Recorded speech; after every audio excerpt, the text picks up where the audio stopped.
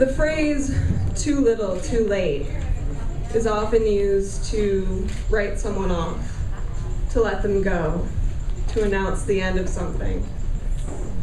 The phrase, too much, too soon, isn't really used enough to be considered a phrase.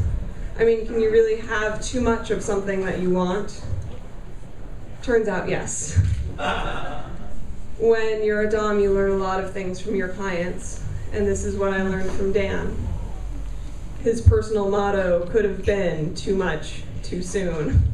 He just didn't really know it. I wrote on my blog once that I really loved the pork buns that they had at this place down the street from my house. Not my house, my Dom house. And I forgot to mention whether I like them steamed or baked. So he brought me 12 of each at the same time. 2 big fucking boxes of pork buns. And 24 pork buns would have been fine over the course of, say, a year. or maybe even 12 weeks, perhaps 12 days, so that probably would have been pushing it a little bit. But all at once, too much, too soon. The first time I talked to Dan, he asked if I could break his heart. I had written it on my profile. I thought it sounded cool. And he didn't really understand that it was just marketing. Can you really break my heart, Mistress Coraline? I said yes. I said he wouldn't be the first heart I'd broken, and that was true. I didn't tell him that those hearts had not belonged to clients, or that I hadn't broken them on purpose. He said he wanted to submit to me. Actually, submit. It's a hard desire to explain to people who don't have it. It's not about whips or chains or anything like that. It's about putting yourself completely in someone else's hands, taking whatever they give you and letting them be your God for a time.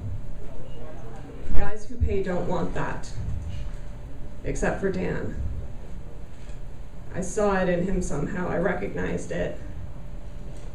And I tested him. I threw everything at him. Needles, sounds, fire. And he took it every time. And every ordeal that he passed just convinced him that I was perfect, that I was the Dom he had always wanted. And there was this heat between us. He was good looking, he was my age, and there was just something about him. I felt that remove, that distance that you always have with clients. I felt it just melt away in the heat between us. We were playing, and I was on top of him, skin against skin, hitting him, slapping, biting, scratching. I put my hand over his mouth, and I pinched his nose shut, and I watched the look in his eyes go from love to fear to pleading, and back to love and sweet release when I let him go. And I did it again and again and again. Every time I let him breathe, it was that much sweeter, until finally I put my hand over his mouth and I kissed it.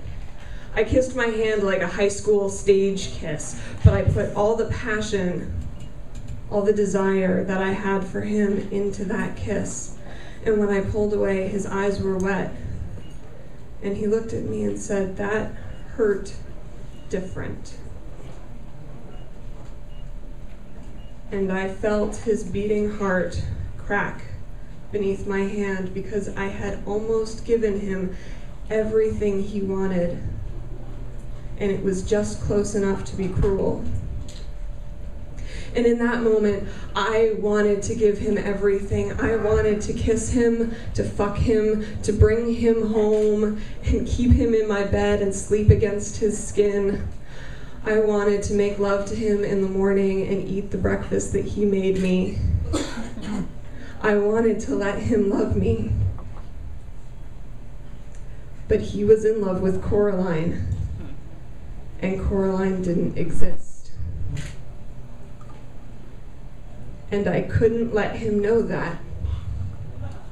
I couldn't let him know that I was flawed and human, and I didn't wear makeup all the time, and I hated doing dishes, and I was crazy and fucked up like everyone is.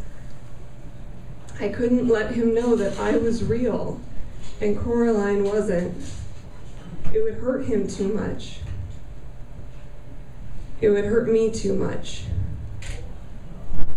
And so I pulled down that bulletproof glass of reserve, and I finished up the session, and I walked him to the door, and he felt me pull away, and he left with a broken heart, and I never saw him again.